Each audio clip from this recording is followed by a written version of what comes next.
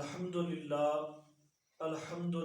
رب العالمین حمد الشاکرین و افضل الصلاة و اکمل السلامی وعلی سید الانبیاء والمرسلین الصلاة والسلام علیک یا سیدی یا رسول اللہ وعلی آلک و صحابک یا سیدی یا حبیب اللہ۔ حاضرین و ناظرین کرام، 14 شعبان المعظم کو بعد از نماز مغرب 6 رکعت نماز نفل ادا کرنے ہیں اور 2 رکعت کر کے پڑھنی ہے۔ پہلی 2 رکعتیں شروع کرنے سے پہلے دعا کرنی ہے کہ رب العالمین مجھے تمام بلاؤں سے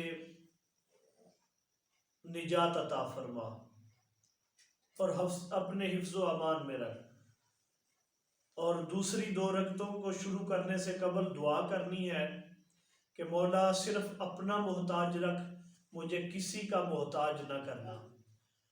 اور تیسری 2 رکعت جو ہیں ان کے شروع کرنے سے پہلے یہ دعا کرنی ہے کہ مولا مجھے فراخ طیب طاہر رزق نصیب فرما اور اس میں برکتیں عطا فرما۔